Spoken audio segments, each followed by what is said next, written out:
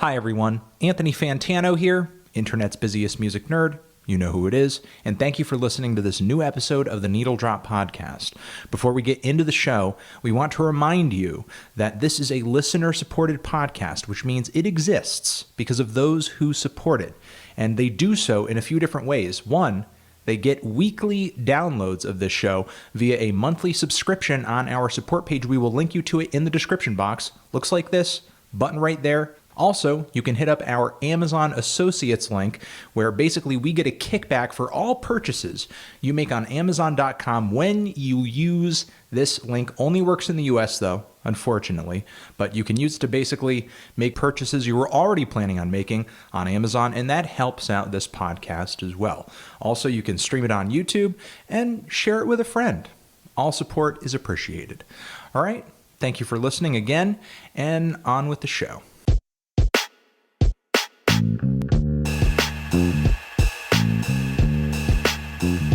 Hey everyone, Anthony Fantano here, internet's busiest music nerd, and you're listening to the latest episode of the Needle Drop Podcast, where we do a series of interviews, discussions with content creators, musicians, YouTubers of various sizes and shapes. And on this episode with me, I have Mr. D Respect of the D Respect YouTube channel and also the Double D's podcast. I had his co-host of that podcast, Dom, on the show earlier this year, and easily the worst guest I've ever had, but you already know all of his problems.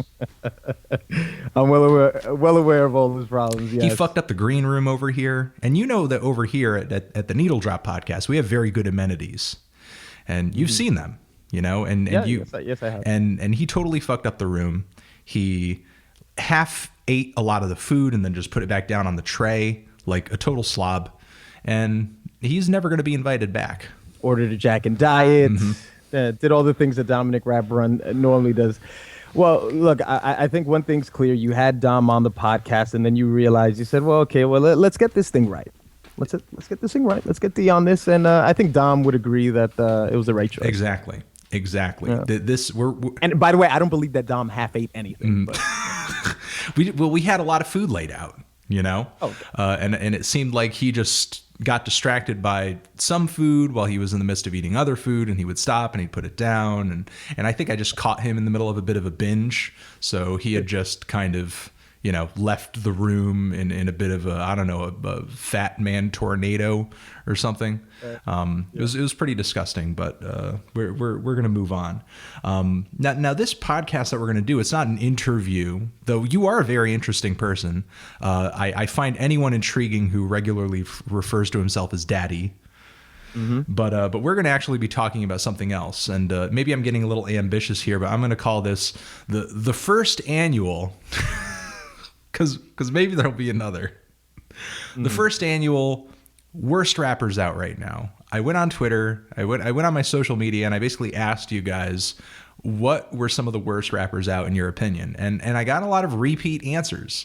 And I took the artists that were the most repeated and I put them into a list, and I decided that we were going to talk about these artists on this episode of the podcast. Now, he's not in the list, but he will get an honorable mention. Kid Cudi is not on the list. He's not on this list, even though I personally have a distaste for Kid Cudi, especially his latest record, which isn't even a rap record. It's a rock record, really. He is not on this list because nobody really suggested him.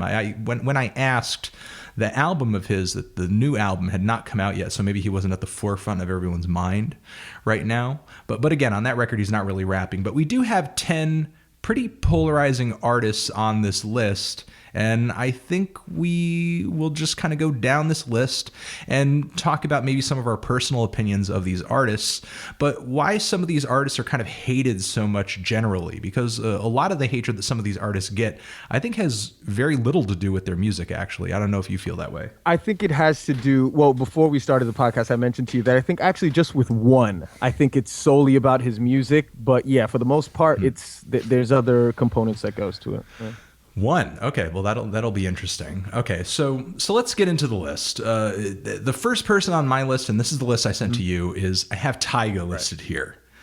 And he, to me, is a prime example of an artist who is hated more for his personality, his antics, his reputation, more than he is his music. Because his music, I don't think he's the worst rapper on the block, but he's pretty generic. There's nothing really about his music that sticks out to me as being supremely bad, or really just more trendy than it is awful. I don't know if you feel that way.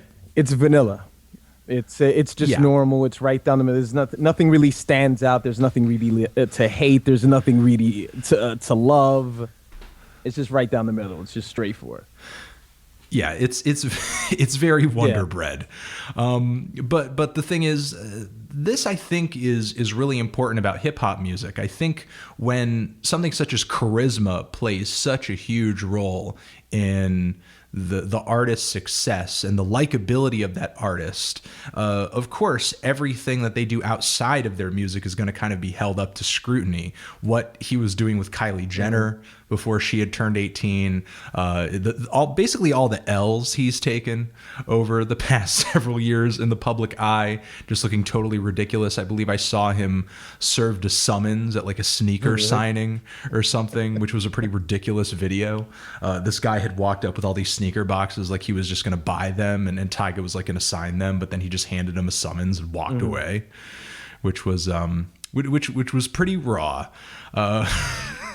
But I don't know. I think Tyga sort of falls short of this really sort of successful masculine macho ideal that a lot of rappers live up to, that a lot of rappers sort of put forward. But it seems that for whatever reason, he can't keep that facade up, because obviously these people are all people at the end of the day. None of them are perfect. But for whatever reason, Tyga just can't help but sort of crack in the public eye a lot of the time. I think you touched on it, man. I think he's just getting grouped up into that sort of that reality show, that TMZ wave. I mean, with the involvement that he had with Kylie Jenner, I think that's what he's associated with. He has a show on MTV. I think it's called like King Tyga or something like that. I've never seen an episode of it. I don't want to see an episode of it. And that's sort of his niche right now. His niche is his music isn't at the forefront of what makes Tyga Tyga. It's just his antics, what he can get into. I didn't really even have a full grasp of exactly what it is that he did. He dated her at the time when she was technically a minor, and then continued dating her afterwards. For a little bit, yeah. Okay. Well, yeah, I mean, yeah, that's the thing. I mean, how many have you ever reviewed a Tyga project? I have talked about his music in the past. His latest project, which actually was kind of another moment where he embarrassed himself a bit in the public eye. He had available originally, I think, only exclusively on Tidal, I believe it was. And as a result, there were all these people that couldn't get his music because it was essentially behind a paywall. And then once the album was initially available, it had only sold like, maybe a few thousand copies. So everybody had a huge laugh at that. And that's another thing. It just kind of seems like in an age where people aren't buying album sales, simultaneously the music listening audience will turn around and laugh at an artist for not selling enough copies of a record. You can't adjust to the hard times. How dare you? Yeah, I guess, but it's kind of like, but you didn't buy the album, but if you are a fan of the artist, but whatever. Tyga, just kind of like with his music, I think it's pretty obvious as to why people generally don't really care for him. And I don't really think there's too much to say as to why he's, I guess sort of losing right now in a sense in the public eye. He's also been dismissed by the Young Money meal ticket. He's been dismissed by Drake. I mean, what was it? Was it 6? Oh God, I'm about to hit you with the work, boy. What was the name of that record? Yeah, it was the last track off of Drake's right. project. You haven't been a man in like a minute. Tons of shots towards Tyga, and so maybe that works into it a bit. Maybe he's been dismissed for that reason as well. Yeah, I think so. And I think it also goes back to that sort of reality show world kind of sucking him in. I mean, someone like Kanye West can make the move that he made because prior to getting involved with Kim Kardashian, he was notorious. He had a huge reputation. So he doesn't get sucked into that world and then sort of brought down a peg. You know, he's very much relevant in the music world despite the reality television world kind of co-opting him a little bit. Tyga's reputation prior to getting involved with Kylie Jenner, he was pretty much a one-hit wonder. Maybe a two-hit wonder.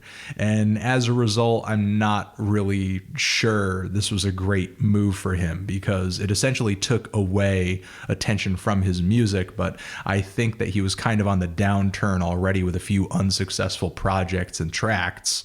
So as a result, this might have been a good move for him. He might have extended his relevancy a little bit longer than it would have been otherwise. But I think kind of as a result, though he did get that extension, his final moments have kind of been a bit of a crash and burn sort of thing. Right, it's not the kind that he would want. No.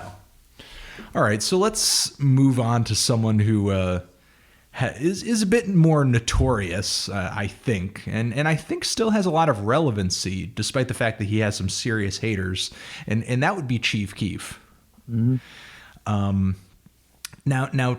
He comes in a really sort of interesting time in hip hop music. I mean, I think prior to Chief Keef, there were people like Lil B, there were people like Waka Flocka Flame who essentially were hated across the internet for what I think some people saw as kind of the lowering of standards of hip hop music, you know, the lowering of lyrical standards, the lowering of musical standards. And I think once Chief Keef came in, he sort of proved that he could make music that was even more lower common denominator, even more depraved. And as a result, I feel like all that hate that was originally centered on people like Lil B, centered on people like Waka Flocka Flame, just came onto him with this laser-like intensity.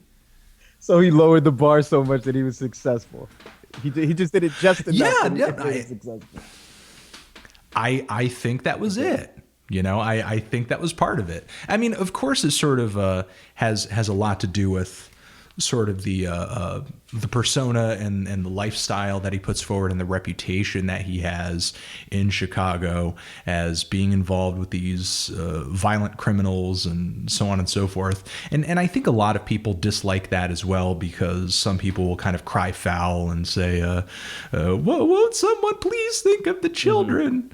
You know, and something like that. But I think that I think that this is an artist here that I can mostly say people dislike for his music, and I think it has to do not simply with his music, for some people being just generally unenjoyable, but I think some people really dislike the fact that, again, that he's kind of lowering standards a little bit in a genre that for a long time has been very insular and very much obsessed with its standards that people had perceived guys like Eminem to have advanced because, oh, he spits so fast. He has such introspective, dynamic, and really detailed lyrics. But now it seems that in the internet age, those standards have just been smashed apart by artists who are just kind of uploading their own shit to the internet. There's no standards anymore. You know, everybody, it's kind of the Wild West in terms of what people want to do rap wise. And I think that he's kind of proof of that in a way, and in a way I think for the better, but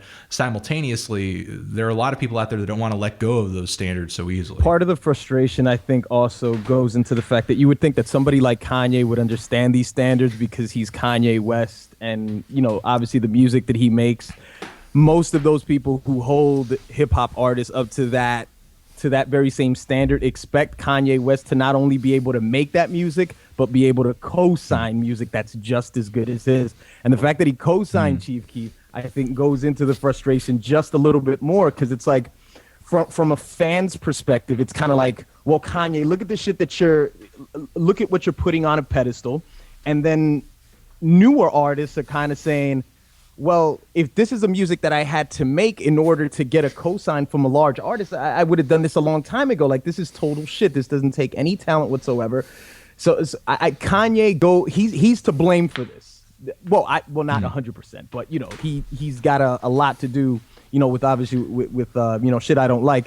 And also in that video, Keef just has that look, you know, that Chicago youth look, you know, the dreads, and It's something that it's unfortunate, but he's just has that look of so many kids in that inner city that are just just killing each other by the dozens every day, and just in a room. What was it? It was like a room with about, I don't know, like 20 the shirtless guys who just look like Chief Keef clones. It's not a look appealing to East Coasters like you and I. It's not appealing to the dudes in hoodies and Timbs. No, hoodies and Carhartts. No. We don't do that over here. We don't do that over here. So yeah. Okay, so yeah, and that's another piece of the puzzle there that you just brought up that kind of slipped by me. That's true. Chief Keef was, in a sense, kind of put on by that Kanye cosign. Prior to Kanye, I mean, some of those videos in his defense did have a lot of views, and he had people like Gucci and he had people like Waka fucking with his music, but that was essentially kind of Kanye bringing him into the focus of, I guess, kind of the white music media who, right after that cosign, really just had a field day with covering him, either doing these kind of long-winded videos where they're kind of exploring the dark underbelly of the Chicago music scene, to this really awkward video that I saw where like him and Donald Glover are trying to have a conversation or something. It is just the most painful to watch thing I've ever seen in my life. Yeah. Like he just wasn't responding to any of his questions, and then all of a sudden they just kind of like started talking about belts, and then it just got weird. God. So I mean, is that an attempt to sort of? I mean, I shouldn't really be asking you this question because I find Keith to be so horrid that I would even question Kanye's co-signing of it and just kind of say, like, was it just an attempt for you to just stay relevant and just to put your imprint on something? You know what I'm saying? Like, of course, the answer to that is yes. The answer is yes. You think the answer is yes, or is this actually something that he fucks with? No, I think the answer is yes. I mean, I think he fucks with it, but I think he fucks with it because it's trendy. And Kanye has always been into stuff that is trendy, stuff that's artsy. And while I understand your argument that, okay, you're an older artist, you come from here, you've worked with A, B, C, and D, you understand the standards, but simultaneously, Kanye has smashed a lot of standards and has been held back by a lot of standards too. I mean, from the go, you had people who hated on him for his fashion choices.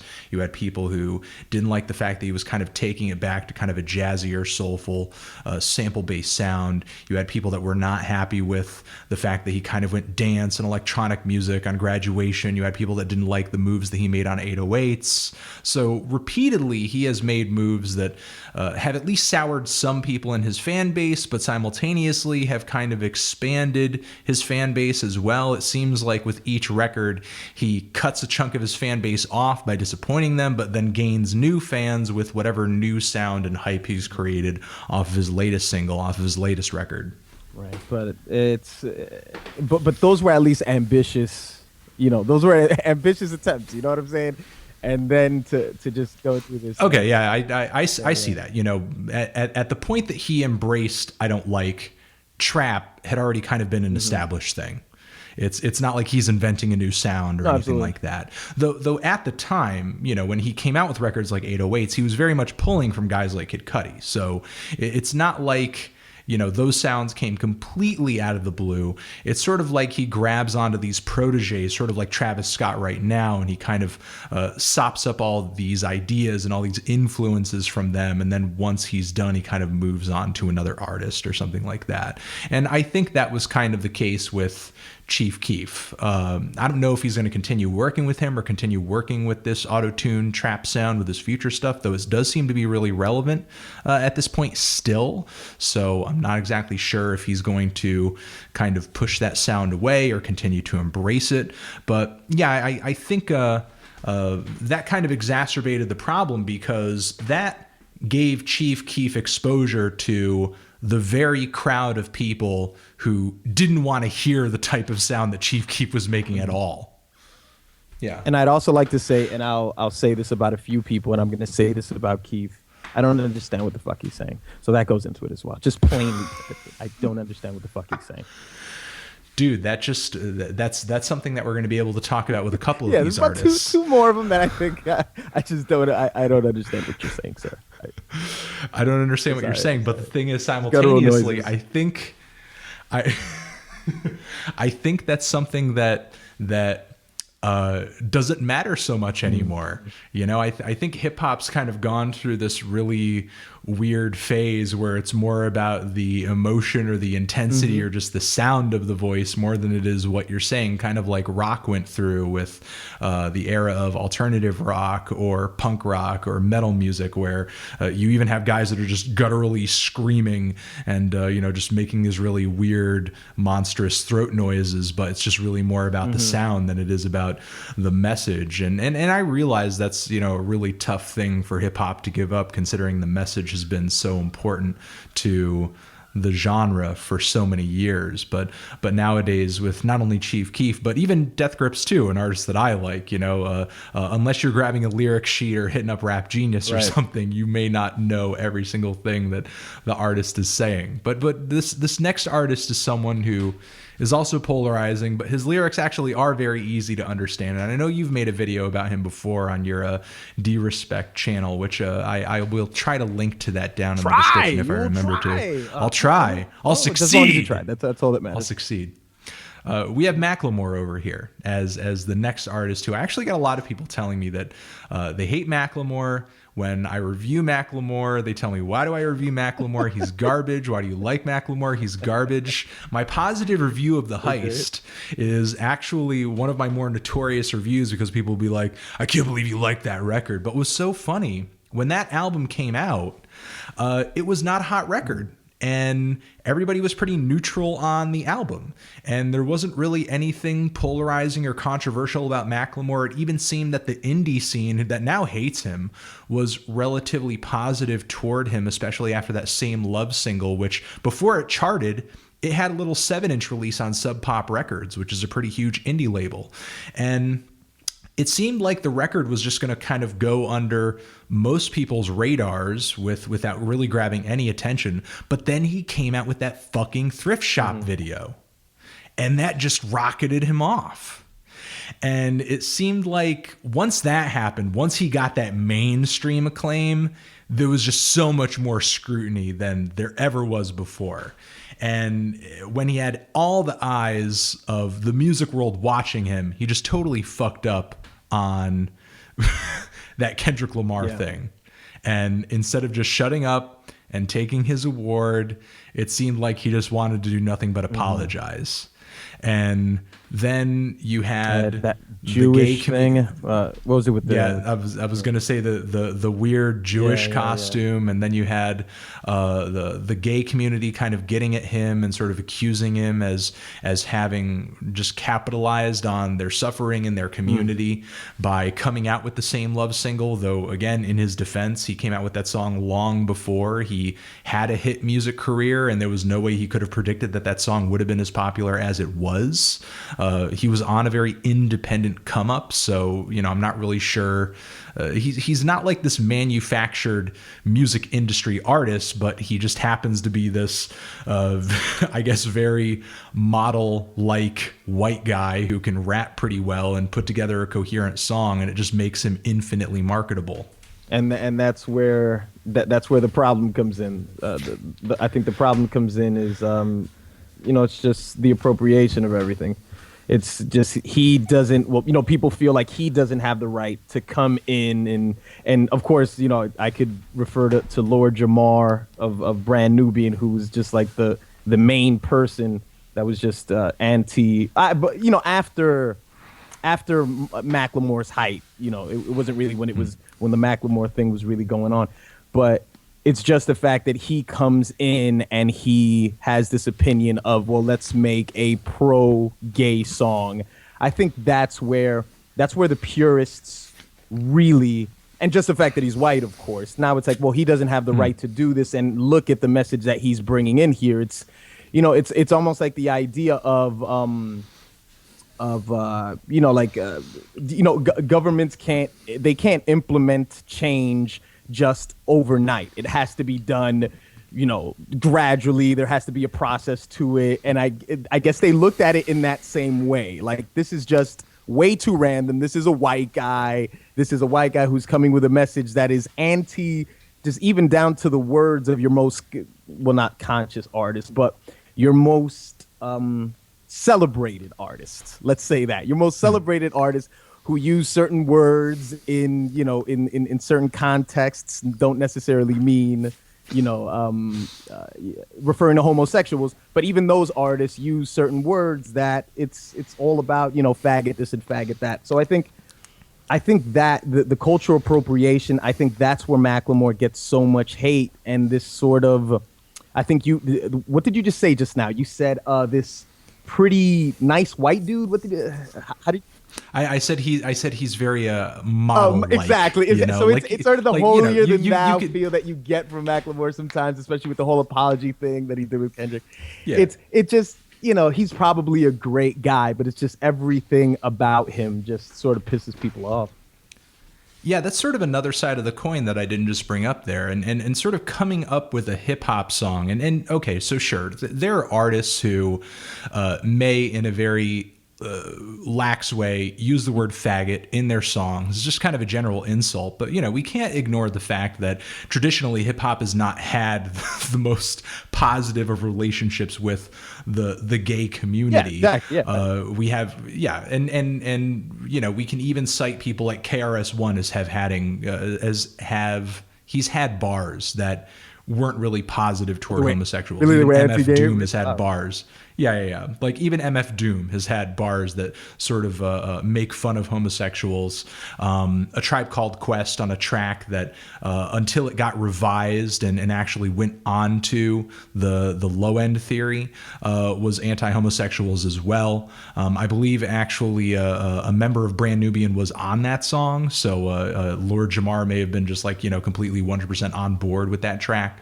And then when they were told to change it, they just ended up making an anti-record label song.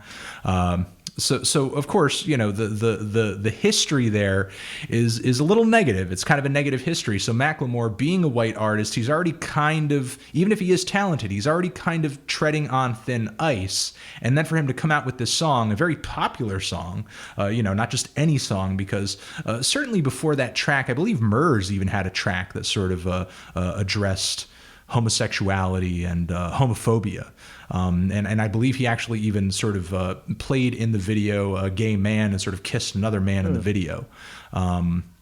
You know, so it's not like this is the first time anybody in hip hop has tried to stand up for homosexuals. Kanye has too, though not so much in song as much as just kind of telling rappers publicly, you know, quit it with saying faggot all the time. You know, it's not helpful. It doesn't, you know, really say anything, and it's really disrespectful toward people that don't need the disrespect. But for Macklemore to be white and then sort of have such a popular song going so against that macho heterosexual grain, it's sort of given him enemies on all sides. Not only the gay community accusing him, and just kind of the the progressive community accusing him of sort of capitalizing on this group of people, but then also the hip hop community for kind of bringing up a subject matter that nobody who is seen as kind of a talking head in the genre, an important figure in the genre, thinks is kind of a kosher to talk about and kosher to advocate for.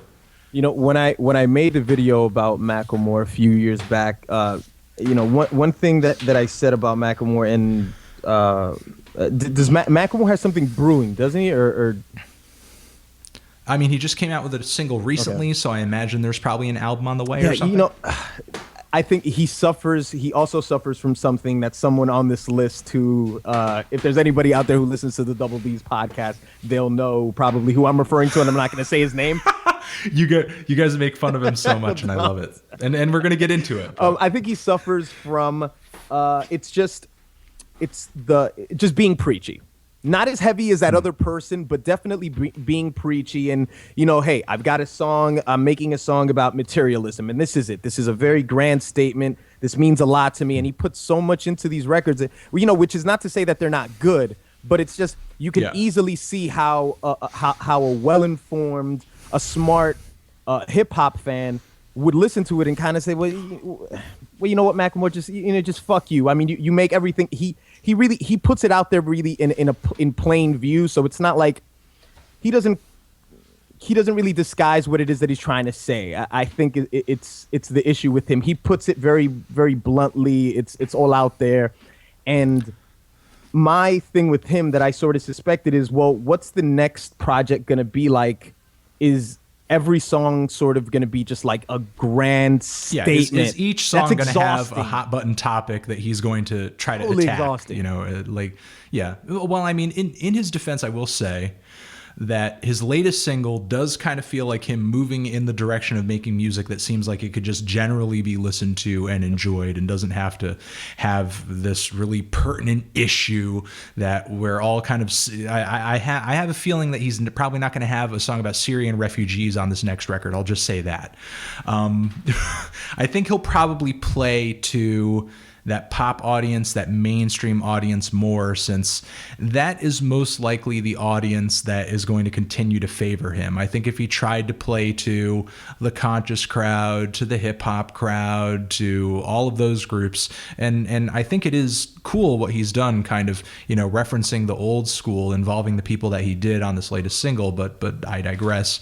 I think he'll continue to play to that pop crowd and sort of leave it at that. Which you do understand that it will still, I don't think he can win. I think that'll make him even more hated, because it's like, oh, you see, he just used this as a stepping stone. That's all he did. And now it's absolutely. No, it's true, you know, and that's the thing, you know. I think he'll continue to play to them, but sort of making that move, understanding that the people who hated him before are probably not going to still like him.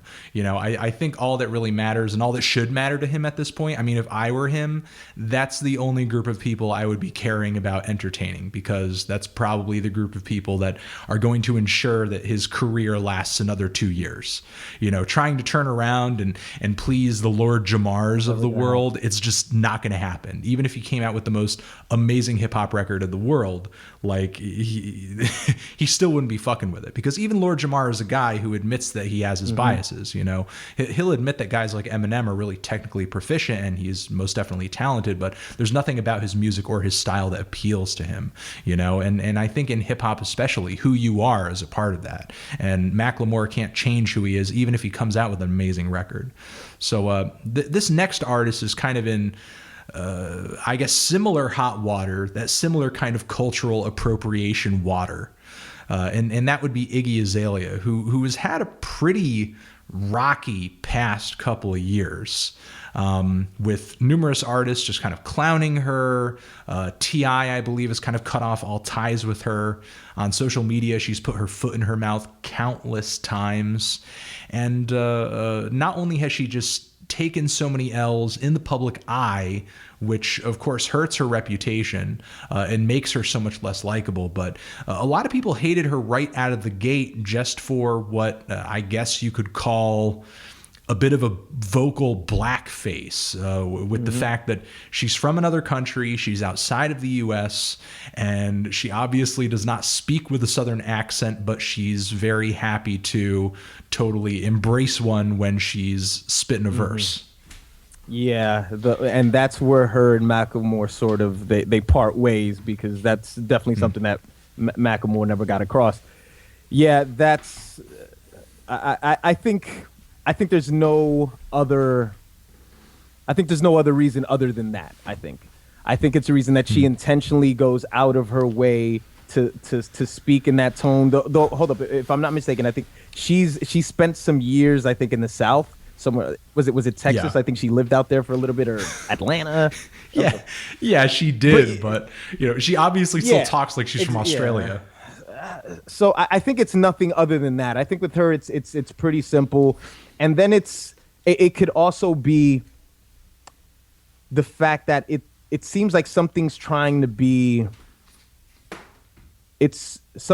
sold to you. I think when you're a white female, but wait a minute, she's got an ass exactly like Nicki Minaj's. So, you know, I think something's being sold to you here, and it's pretty much that thought that very Afrocentric people have, where it's like, you know, for example, Beyonce wouldn't be as relevant if she wasn't as light as she was, you know, like those type of things. So it's sort of to say, well, if Nicki made it to the height of, you know, to where she made it, where would Iggy make it, because she's white and she's got a nice body and she speaks the way that she speaks? I think there was an attempt there. It's kind of like when you're watching an Oscar baiting film. Just something that comes along right before Oscar season, and it's a guy. He's like retarded, and he's got like one leg, but he's gonna save the world. And there's this epic music, and Ron Howard directed it. You know what I'm saying? So that's what Iggy is to me. Iggy is something. She's like Oscar baiting, and there's something is being sold to you, and it just doesn't work. Though I will say that I just like one Iggy Azalea record, and there's only been one. And that's Black Widow. And I don't know why. I have no clue why. So wait, are you saying Iggy Azalea Iggy Azalea being inserted into the sphere of hip hop is sort of like coming together with some kind of movie around Oscar time that is going to pull at your heartstrings because the main character is disabled? Well, wait.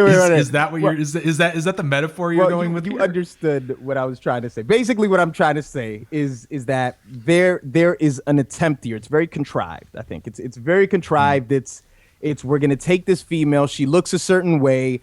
She's obviously Iggy's not the worst artist out there, and people try to paint her out to be that, but I don't think she is. But it's just the look of it. The look of her, I think, is that's what they're trying to get across to you. It's like buy into her, Definitely. I agree with you. I think that I think a lot of the language, a lot of the arguments against her, especially when it comes to the fact that she's white, when it comes to the fact that she's kind of culturally appropriating this voice, I think those arguments are valid, but it kind of needs a bit of a reframe when it comes to, I guess, her relevance and the fact that she's white, which means she can surpass Nicki in some kind of way. Well, that was the thought, but obviously I don't think but yeah, I mean, that's a thought, that's an argument, that's an idea that a lot of people have in their heads. I think maybe in the 2000s this argument would have been more relevant around a time when a guy like Eminem, I believe he had that song leak where he was talking shit on black women. Foolish and Pride. There was kind of like this big and there was this huge uproar about it, but the fact that he is white, the fact that he had so much influence in the industry, the fact that he had so many people in the hip hop industry on his side, and the fact that, of course he's talented and came out with records continually that his fans loved, he sort of overcame that. But somebody like Iggy Azalea, despite the fact that she's had huge hit songs, she's not outside of the grasp of the hip hop halcyon, the big wigs and the people who in hip hop music are concerned with things like cultural appropriation are going to be there to stand in her way and make her look ridiculous, especially in the age of social media, where the more that she talks and the more that she puts herself out there, the more ridiculous she makes herself look. So I guess the point I'm trying to make is, for sure, she has crossed loads of social boundaries in the public eye, and it's just been kind of interesting to sort of see all of these sort of predictions that she's going to be ruling hip hop because she's white in the next few years kind of not come true. In fact, what's happened is she's kind of crumbled and just been made to look ridiculous over the past few months, and really only because of her own actions. Well, I think I think there's always going to be a protection. People are always going to protect hip hop. And I think it's always going to be relevant to people of color. It's always going to be, when it seems like it doesn't. When you see Macklemore, I never thought that with Macklemore. I never thought that, they were presenting Macklemore as this white guy, and of course he is marketable, but there's a skill set behind it, and there's an idea that's being expressed. I'll admit that I think it's a little too grandiose at times, but there's an idea that's being expressed. With her, I think it's still relevant because obviously, again, I'll go to her look. I'm just saying, obviously with the fact that she's got a surgery done, there was something that was being presented to you that was supposed to be comparable to a Nicki Minaj, and it was only supposed to be in opposition to that because of her skin color. There was nothing that was offered musically, I think, that was any different. It was just, here's a different look. We're gonna have her compete with her, and I definitely think that's a lot of the reason why she's hated.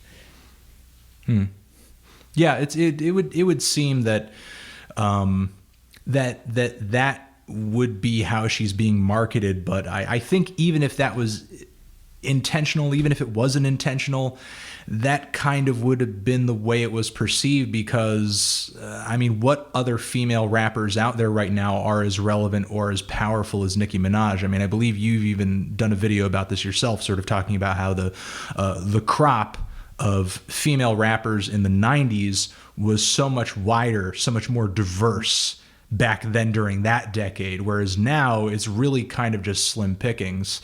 And even though I don't really respect Iggy Azalea as an artist, I find it kind of ironic that the community would kind of excommunicate her in a way while simultaneously decrying the fact that where are all the female hip-hop artists? I mean, even if Iggy Azalea is doing more harm than good in a way by making awful music, there have to be a lot of female rappers out there who might have seen that and then maybe question themselves, or maybe question that decision, seeing how quickly a community would chew up and spit out someone like her, just for, you know, not exactly conforming to whatever rules have kind of been set out in front of her. Though again, I mean, I don't like her music, I don't defend her, I think she's trash generally, and I think she's sort of made an ass of herself repeatedly, but I just kind of find that scenario had a little ironic. No clue that T.I. broke ties with her. How long ago was that? I can't remember. It was definitely earlier this year, and it was based off of the fact that she just keeps putting her foot in her mouth. You can only get behind it so many times before you exactly, you know. And the thing is, of course, she makes him money, but eventually she's going to say something so wrong that she's going to be taking money out of his pocket, you know, because I'm sure it costs him money every single time that, you know, she says something dumb or does something ridiculous, and he's got to come to save her and come and fix the problem. But now it seems that, you know, she's just kind of become a liability to him, and he's kind of sent her out on her own. And I mean, my advice or my recommendation to her, sort of like Macklemore in the future, if she's going to continue to have a music career, I think she's got to continue to just appeal to the teeny bopper set and just not really worry about what the hip hop community thinks about her. Kind of in a way, sort of like Drake, someone who I think a few years ago would have been on this list, but I think right now he's seeing more success than ever after he's kind of gotten past this, these feelings of wanting to be desired and sought after and sort of worshipped within the hip hop community. It seems like now that he's kind of turned a cheek and sort of doesn't care about their approval, they're more interested in them, and they're more interested in him than ever. And not that I think that Iggy Azalea can make that same turn. Oh, that's it. No. That's exactly what you're saying. I'm not saying she can make that same kind of turn, but I think she can see success if she stops caring about what people think about her, you know, because if she continues to play these games of identity politics and trying to kind of make up for the fact that people hate her for these very clear and very obvious and a lot of times, in a lot of cases, very justified reasons, she should just kind of accept the fact that she's a bit of a lightweight entertainer, you know, and just kind of accept that. But the thing is, a lot of these people get caught in their feelings because they want to be taken seriously as real artists. And for someone like her, I just don't think that's ever going to happen. You know, nobody's gonna look back on her and think of her in the same light as like a Lauryn Hill, you know. I just want to say I stand behind my Oscar baiting retarded Ron Howard analogy. I just want to make that clear. Hey, nobody took that analogy away from you. I was just trying to clarify. So you've totally got that analogy. You've owned that analogy. I was just double checking. So let's move on to this next artist, someone who I've reviewed a couple of times before, and it seems like every time he drops a new project, people are just begging me to review it because they know it's bound to be hilarious. And you guys make fun of him quite a bit on the Double D's podcast as well. Dom does a really mean impression of him. I don't know what your I'm forgetting right now what your impression of him sounds like. I don't have it. You know, let me just say something here, and because you just made me realize something, and I hope Dom's listening. Dom is a bit of a bit. He's a bit stealer, because whenever Dom has an impression, that's his impression. I don't touch it. I don't do Hopsin. But, you know, say if I try to do E.T. hip hop preacher, you notice how Dom sort of he goes on. You know, I didn't realize that. No, I'm gonna give him shit for that I now. realize he does that, but I like the fact that you guys go head to head on yeah, impressions, we do. and I think it makes for an interesting segment on the podcast where it just essentially becomes a challenge to Horrible impersonate impersonations go the head to person head, better. colliding. Yeah. Yeah. And the artist that we're talking about is Hopsin, someone who, a lot like Macklemore, like you were saying earlier, is super preachy in his music, and it sort of has this tendency to look down on others in his music, and he's usually just so unapologetic and sometimes like in your face and immature with it to the point where he becomes kind of annoying. And it's sort of weird to think that me and him are sort of like at the same age, because sometimes when I see him in music videos, sometimes when I see him rapping, I expect him to be kind of around the age of like a Tyler the Creator. But even Tyler at this point isn't making the same kind of music that he was when he originally broke, with some of his biggest singles and with that Bastard tape and with Goblin. He sort of progressed on to something else a little bit, whereas Hopsin I kind of feel like is in that same judgmental, really immature state that he's been in since he got popular. And I think as a result, it's just kind of continually turned off more and more people every single time he drops a new record. And my mind just instantaneously went to that one single that he dropped where everybody notoriously cites that one line over and over about the guy who invented college not going to college. Because that's just a monstrous revelation, dude. It's a wonder. I wonder what Hopsin would sound like if he smoked weed. I wonder what he would sound like. You don't think he smokes weed? No, he talks against. I mean, I think really? What was it in Ill Mind 5? Didn't he take the blunt out of the guy? He's like, hey, you guys are doing drugs. Drugs are bad, guys. Yeah, I can only imagine what he would sound like. I've never seen someone. I don't think I've ever met a person in my life ever just that is so, they're so not in a position to be handing people advice because of the way his mind works. Of course he's and obviously I know I can speak for you when I know that you acknowledge that he is a talented MC. That's not what we're saying. Well, yeah, that's one of the things that's so interesting about him being such a polarizing and such a hated artist. Probably the best one on this list. When it comes to those, probably the most, right next to one of the next artists on the list. Technically skilled. He is incredibly technically skilled. When it comes to those traditional standards of what makes for a great hip-hop artist, he pretty much has it all. But then he goes further to make himself so hateable with this music that, I don't know, I can't help but think that unless you're a Hopsin stan and you take everything that he's saying as gospel, when you're 14, maybe that's a requirement as well. But unless you're a Hopsin stan who takes everything he says as gospel, I can't imagine anybody listening to his music and not feel like they're being talked down to in some kind of way. Right. Yeah. And that's essentially the issue. And like you were saying, it's like being talked down to by somebody who is obviously in no position to be giving out advice to anybody on anything. I know a lot of people like to cite that track where he talks about sort of education in the world and religion and all that stuff. But one of my least favorite Hopsin tracks is a particular song where he's going on and on about how he couldn't get with this girl and how he's a nice guy and nice guys finish last and all this stuff, which is just such a pitiful fucking mindset.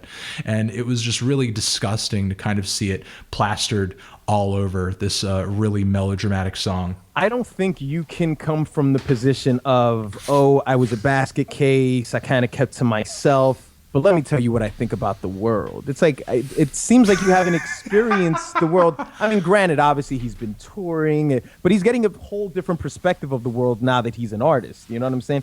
But it's teenage angst. I think he should call that his next album. Like it should really be a thing for him because that's what he's expressing. He's expressing sort of these emo thoughts that, the kid in the back who's like sort of just doodling in the back of the class and has these dark feelings about the world and the very negative view on everything. And I think he expresses this the best when he talks about religion. Because in that song, when he, God, what was it? What was it? Ill Mind 7, when he was out in the desert, and I'm questioning. Really powerful moment. Yes, Really powerful moment. I'm questioning my faith. If there's not going to be an afterlife, then I might as well have fun in this life. I should have fun, right? I should indulge. But it's just when you were like 15 or 16, you had these thoughts, like just the way his mind sort of just unravels every lyric. It's like you could put yourself in the position. Hey, and maybe to some degree, maybe that's a good thing for him if he is trying to appeal to that age group, but he's not. I know he's not. Well, I mean, I don't think he's intentionally trying to appeal to that age group, but he is, and I think he'll sort of accept what any fan base that he gets. Honestly, I don't think he knows how to appeal to people who are older.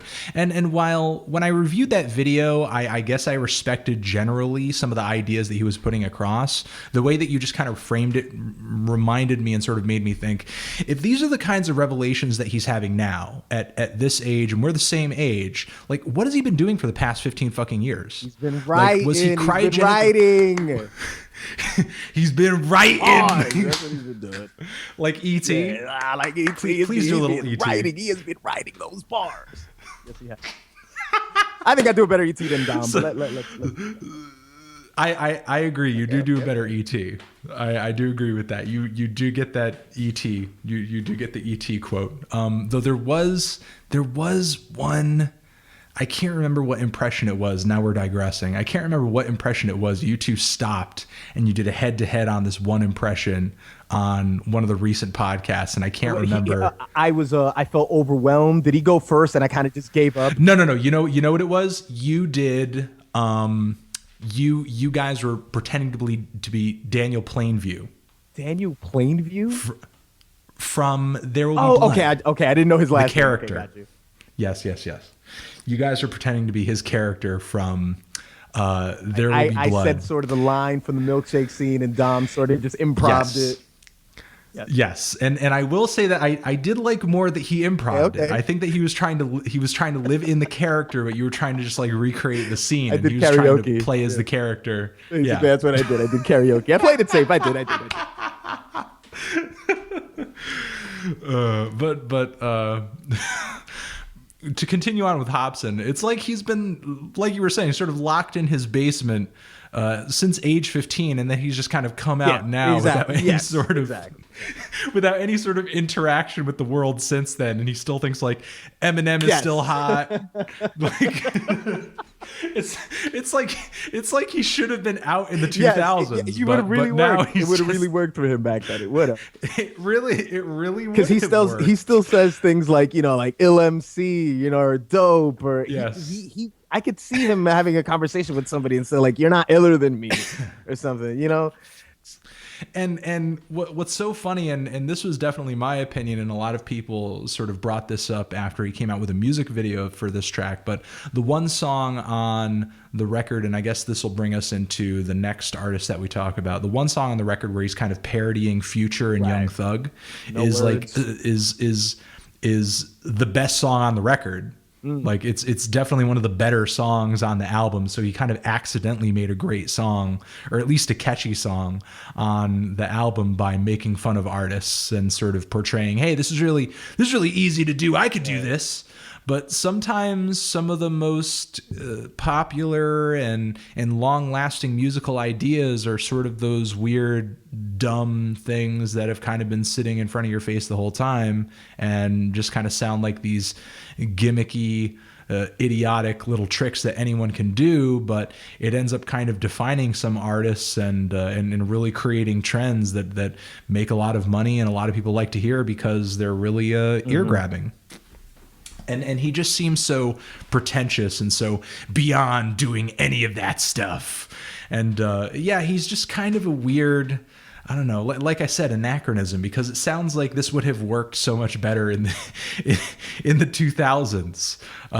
But now he's just kind of he's new, but simultaneously he's dated. I mean, when he first came out and he was kind of clowning Tyler the Creator and Kendrick a little bit, I mean, that was definitely fun and that was definitely funny. But then I feel like the more songs he came out with, the more he started to sort of put out this idea that, hey, I'm going to tell you what's what. I'm going to tell you what to do. Right. I'm going to tell you what's good and what's bad and what's right and what's wrong.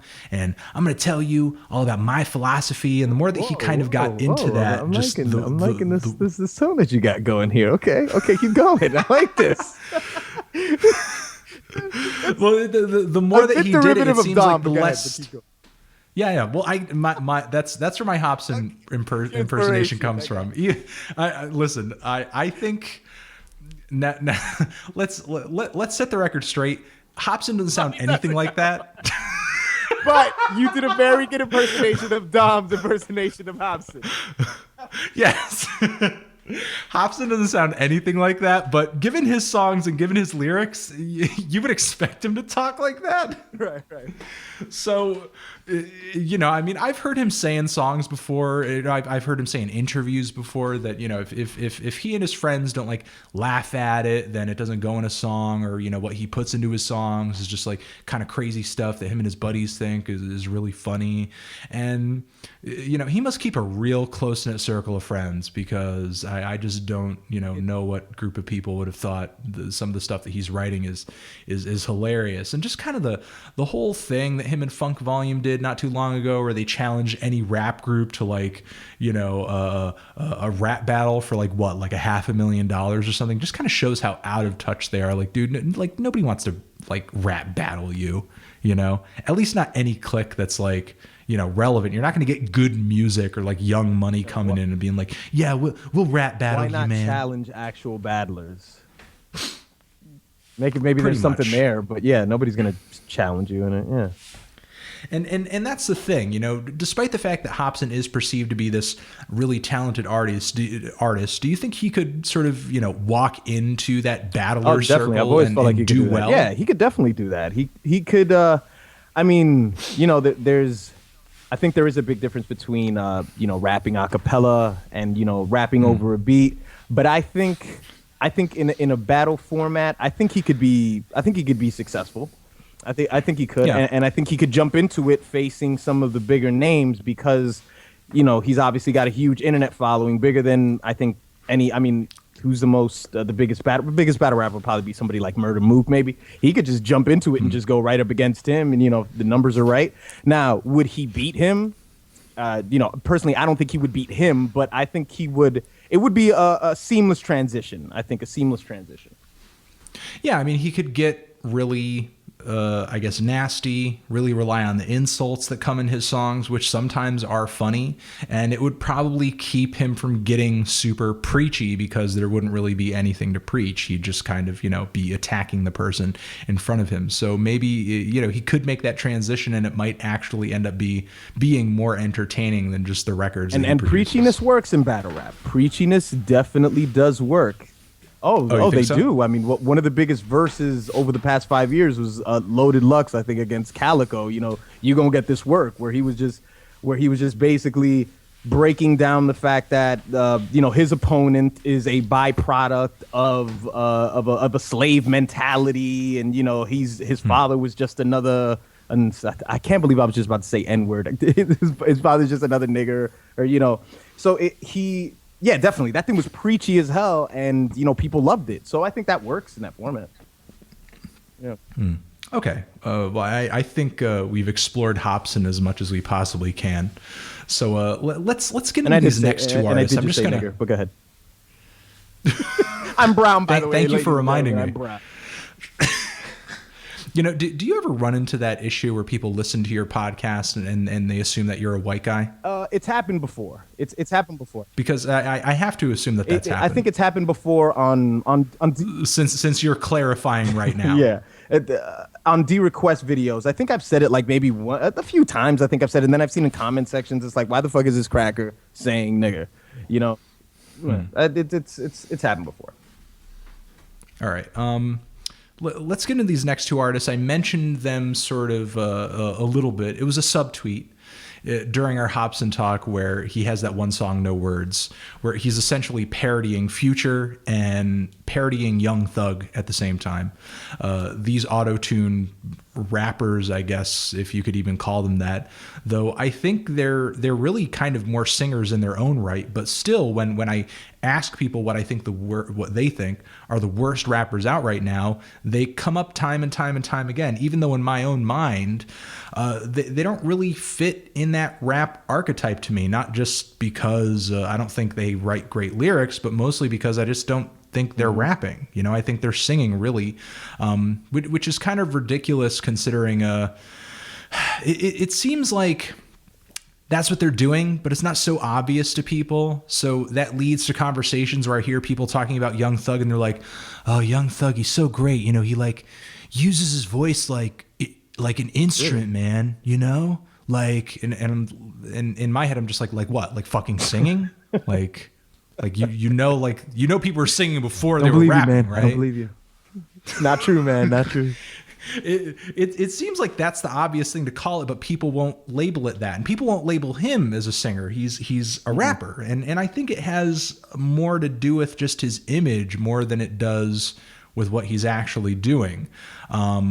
You know, he doesn't look like, and he doesn't carry himself like a Jeremiah or like an August Alsina or something like that. He very much looks like and carries himself like, for the most part, a rapper. So I think as a result, no matter what he's doing on record, people take him as such. And I guess on his previous records, before he relied so heavily on sort of this singing and crooning and auto-tuning like he does now, he did rap on his earlier mixtapes, but this style that he's kind of fallen into and he's kind of defined himself by, it just goes so against the general rap archetype, and I think that turns a lot of people off. And those very same words go for Future too.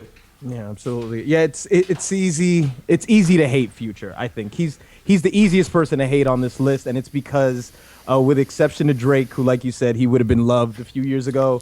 On this list, he is the most quote unquote most relevant artist. He's the biggest artist right now. He's everywhere here on the East Coast. I mean, this past summertime, you couldn't go anywhere without hearing Commas. He has had one of the bigger years. He's had the biggest year of anyone on this list. So especially with that Drake collaboration, it's easy to point your fingers at him.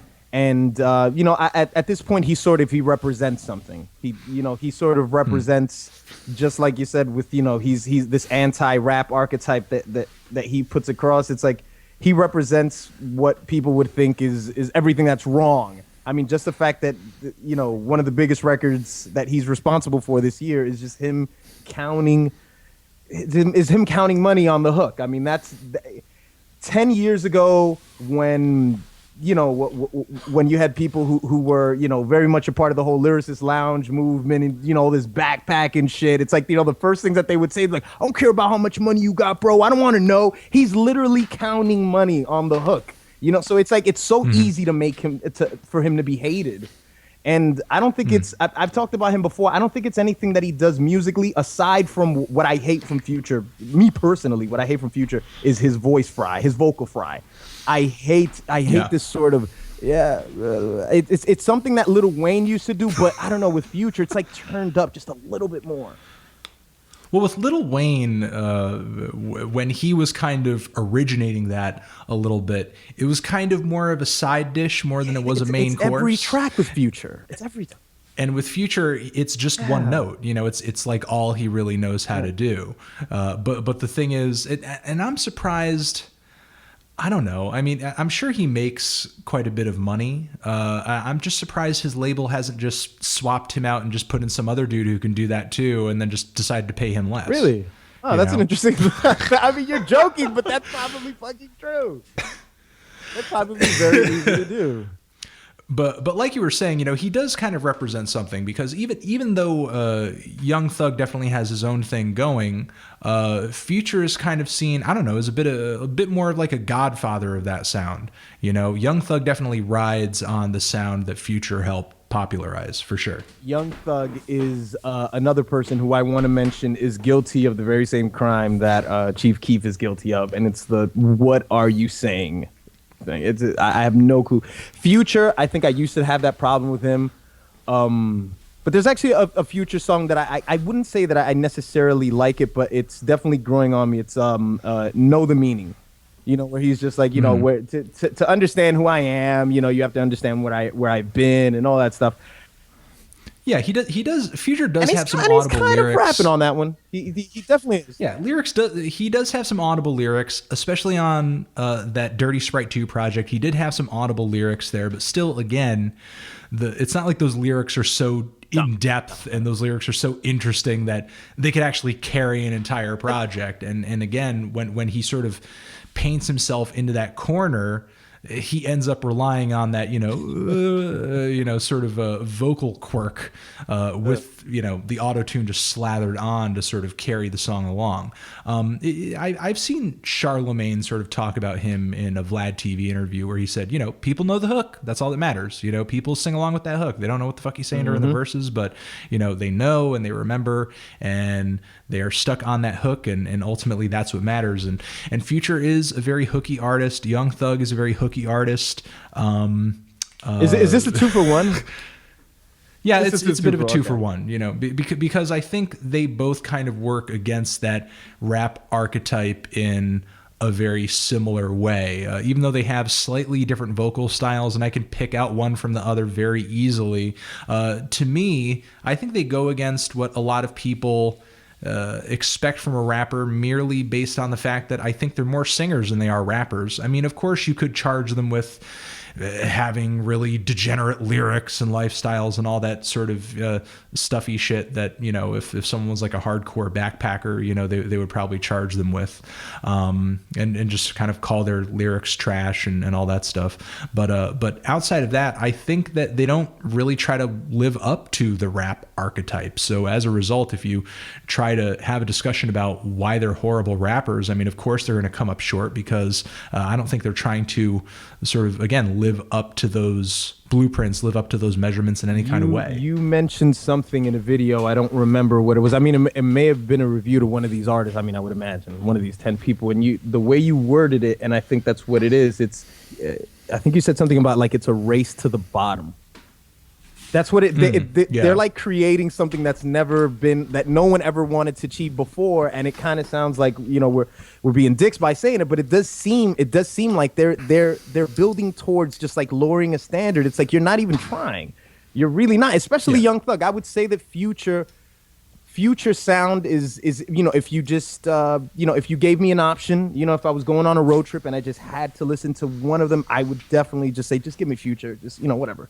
Young Thug is there's just zero effort being put in there. And the funny thing to me about Young Thug is, of course, I can only speak from an East Coast perspective, and just so many people that I've known that have just like hated Southern music as I've been growing up. And as many people hated Wayne, even when he started sort of coming into his own and, he lied about being the greatest. I do think it's interesting that, I'm going to use another analogy here. Get ready for this one. If you look at these guys like they're Pokemons, right? If you look at Lil Wayne like he's a Lil Wayne, the devolved form of Lil Wayne would be a Young Thug. So it's like people hated Wayne so much, and it's like, okay, well, how about you want to deal with something that's even worse than Lil Wayne now? Because that's what you're getting. You're getting somebody who is worse in every single way. Yeah, it seems like that's a really interesting metaphor and analogy there. And you have to review my analogy, man. You got to tell me. It's an interesting analogy. I would say that I don't fully agree with it, based only on the fact that it seems like Young Thug is certainly devolved in that he's kind of taking this one aspect of Lil Wayne and sort of relying simply on it, but simultaneously he's kind of advanced it and made it appeal to the younger generation in a way that Lil Wayne couldn't. Yeah. So as a result, I think he's kind of succeeded in a way, but I think that sort of comes with the whole race to the bottom thing. Lil Wayne, is ridiculous and as dumbed down and as just, I guess, insultingly plain as he is these days, in a way, I think he's kind of a little too nuanced. for some of the listeners who are really enjoying a Young Thug, who are really enjoying a Fetty Wap. And I mean, obviously Lil Wayne's newer stuff, it's not that great, but if Lil Wayne had restarted and was coming out with the Carter 3 today, it would not do as well as it did in the 2000s. You know, it would kind of sound like something that would be popular. It would sound like Lupe to Young Thug fans. Maybe not that extreme. Sure. Maybe not Right. that extreme, but it would kind of sound like something that's popular, but, you know, maybe a little too, you know, busy. You know, it's not really getting to what people really want to hear in the song. And that's the hook, you know, and to continue down that race to the bottom, you know, I think we have an artist like Fetty Wap, who he's not on this list. Nobody really brought him up, but just to kind of bring him up in the same breath, you know, a song like Trap Queen, you know, that song to me is just kind of like one long hook, you know, like that song, it's almost like the hook on that song never really ends, because it's just kind of continually the same melody over and over and over and over, kind of like on the song My Way Too. So and the thing is, that's what allows these artists to be so one note, because really all that matters at the end of the day is the fact that the song is catchy and it's a club banger and it's a hit single, you know. And I think the internet age and sort of this new mixtape age has allowed us to embrace that aspect of the music industry even more, at least when it comes to some artists, because you don't even really need to care what the deeper cuts on your record sound like anymore. People are just going to buy or stream the single if they want to buy or stream the single, and then just kind of leave the rest of the tracks to, I don't know, gather digital dust somewhere on the internet. All right. Going on to this next artist on the list. Yes, an interesting one. Although I really don't have that many strong opinions about him, though I don't really care for his music. I just think he makes, if there's any artist here that I just think makes straight trash, it's probably this one, French Montana. And I just don't really know if there's anything else to say about him other than that. You know, I don't think he's a terribly unlikable guy as far as his persona goes, and as far as his, I guess, outward appearance goes, and sort of the way he handles himself in the public eye, though I will say I'm not like an expert in his come up or anything like that. But outside of that, the only thing I really don't care about or care for in regards to him is just his music. I think he sounds goofy on the mic, and I don't really think he has much in the way of songwriting ability. So there's just nothing really there for me. Musically, I think he's probably the most unlikable out of the whole list. I don't even really think he's trying. I don't even really see much effort there, sort of in the same way that you were kind of saying that Future and Young Thug aren't putting in a whole lot of effort. But then again, he sort of is trying to live up to that rapper archetype at least a little bit, and I think as a result the fact that he's just not measuring up is so much more apparent because he's actually rapping. Well, first of all, I just want to say that I didn't think that was the artist next on the list. I did. French Montana definitely is an interesting selection. Maybe I put a different order, but yeah. Oh no, you know what? I see what you're saying. This artist is that other artist was next on the list, and we'll get to him right after this. But yeah, French Montana, who I don't think we need to dwell on too much if you don't have a strong opinion about him. Not a strong opinion, just an old man East Coast argument is he's from the Bronx and he doesn't sound anything, you know, to akin of anything around him. So he's sort of, you know, obviously signing with Maybach Music and everything, and he has a lot of ties. Is he signed with them? I thought he was signed with Puffy. Oh, there's like a, maybe it's a distribution thing, but he definitely is entangled in Maybach Music. Okay. It's that, and even more so, right? He's Puffy's artist, and that sort of builds into the frustration too, where I think it's a problem with New York City is that he's probably the most relevant artist, I would say, and maybe a short second behind him would probably be Fabulous, who's still respected, but still even Fabulous. I heard a song from Fabulous, I think about a week ago. I don't know if it was on a mixtape that he dropped just recently, but he made a song. It was about Narcos, basically, the Netflix series. So he made a song about Pablo Escobar, and it sounds like something French Montana would make. It was just heavy auto tune, and it just I didn't expect Fabulous to do something like that. But anyway, But I think that's what it is with French Montana. A lot of the hate that he gets is that he's an East Coast artist, and he just you don't hear any of it on him. And I'm not saying that you should, just because you're from a certain place, you should have to sound like that. But it's like, if that's the only sound that's coming out of the city, I mean, it's pretty much the sound that's coming out of all the other areas with more popular artists. It's like they're already doing that better than you are. Why don't you show what we do over here just a little bit more, is all I'm saying. But he's not capable. Sure. He's just not capable of it, I guess. Yeah. All right. So moving on to this other artist who's a little more interesting. I think we could probably talk about a little bit more at length. And my review of his latest record has been one of the most polarizing reviews I've done this year. A lot of dislikes on this review. Okay. And a lot of people hating on me over this review. But the artist is Lil Dicky. When I asked everybody online It's not what that they thought little. the worst... When I asked everybody online what some of the worst hip hop artists out right now were, Lil Dicky came up numerous times, and that may partially be because my followers are familiar with my opinion of his music, and they're familiar with my review of his music, so maybe I've influenced some of that a little bit. Maybe he wouldn't have come up if another person online, or maybe if you had asked generally, but he did come up repeatedly when I asked everyone. Were you terribly familiar with him before I sent you this list? No, the only thing that I was familiar with was the Save Money. Yeah, that's all I was familiar with. Well, I think Lil Dicky, I'm trying to think of anything I could say negative about his music that I didn't already say in my review, or why people would just kind of generally hate him.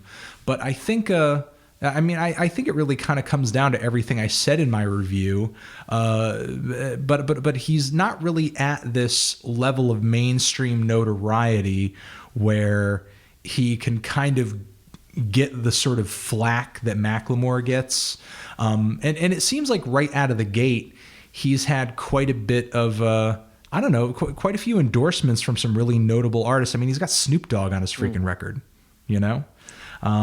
Which is kind of unexpected for an artist at his level and kind of at his relevancy point. Though Snoop Dogg has never really taken up the opportunity to. Snoop Dogg has never really avoided the opportunity to kind of whore himself out, do a party, whore himself out and do a party track or do a track with an artist who kind of appeals to that college crowd, because Snoop Dogg knows where his fans lie. He knows. I like that video, by the way.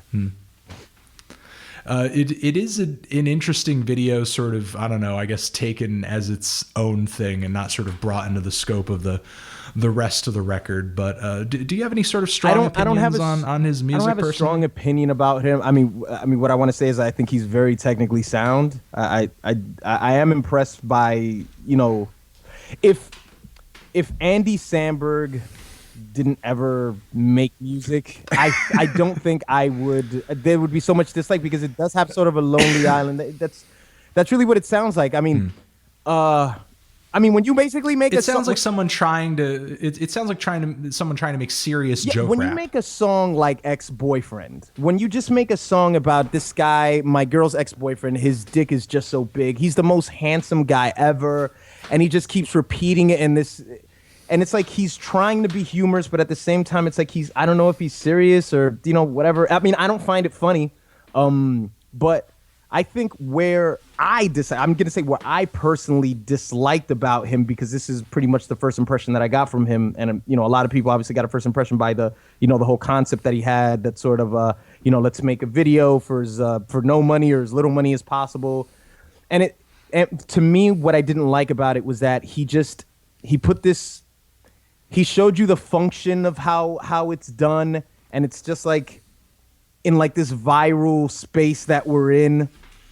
I don't want that to be the very first thing that I see about you, that you're going to show me the tactic of how you can make this big epic video and you can get so many fucking views and it's going to cost you so little money. It's like, I don't know. I just didn't care for it. I didn't care for it. I didn't care for that particular song. But after I heard a few of his records, I actually would say that I kind of like him a little bit, but I can't take the music seriously. I'm not sure if I'm meant to. Probably not.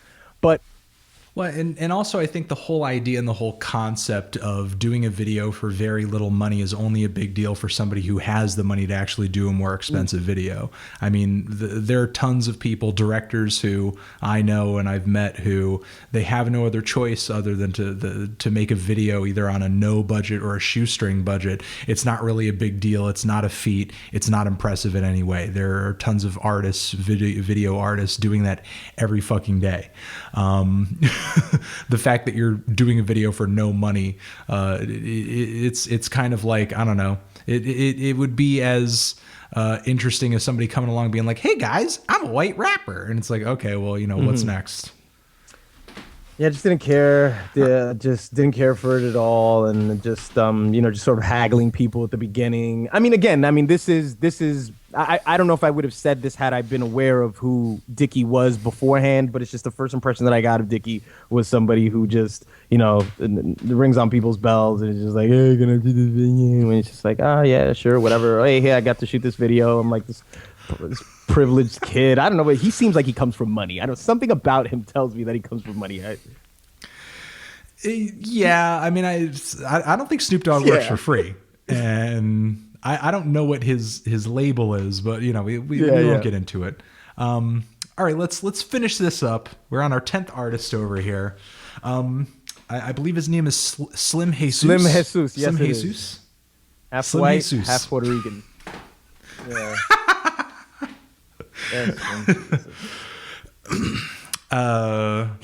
Slim Jesus, man. I feel like this is an artist over here who, as trashy as his music is, there's so little of it out. So I feel like we have no choice other than to kind of come to the conclusion that it's really his persona, it's his look, and the fact that he's handled himself. I mean, I guess not too bad in the public eye. It's just sort of so out of place to kind of see this white kid trying to play the role of a Chicago savage in a music video, and then before the music video starts, put up a disclaimer that's like, hey guys, this is just a video and nothing bad or wrong's going on here, so don't call my mom. Actual voice. That was Slim Jesus' actual voice. I wish someone came in and just narrated that. That'd be great. That little disclaimer before the video actually started. I think it really would have been like a rubber ducky, just a rubber ducky noise just right after it. Yep. I've spoken about Slim Jesus, and I think one thing that he has that's sort of unique from all other white polarizing figures is he understands exactly what he is in this space. In this space, how people would perceive him, and just seemed so. I mean, and I'm just I don't have much knowledge about Slim, so a lot of knowledge that I gained from Slim was from that big Vlad TV interview that he had after. Yeah, and he's done a few of them. Well, after it went viral, and he was just so just so apologetic. It was almost disturbing to me to see a kid who, I mean, it's a stupid record. I mean, he's got the disclaimer. He's pointing, like guns at a camera, but he should be excited.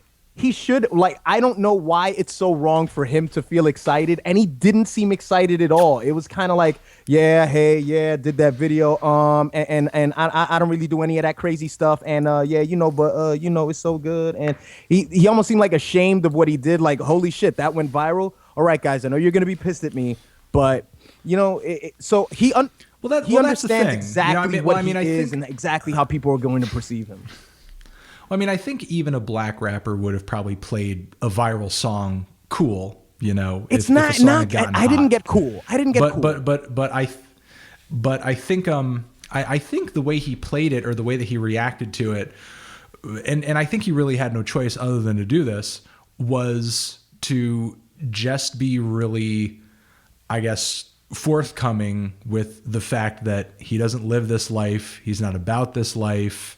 And, he's not from Chicago. He's not a savage. And, he's just playing on the song. You know, this song is not about real life for him.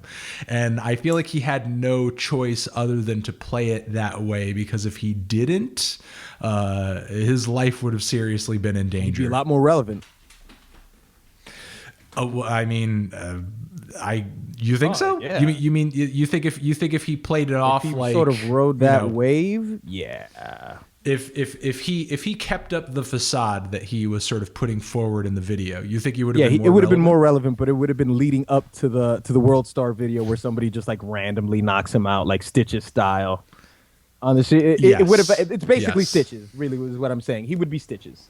Yes. So well, he obviously made the smart move. I mean, I'm sure he's a lot more intelligent than people give him credit for.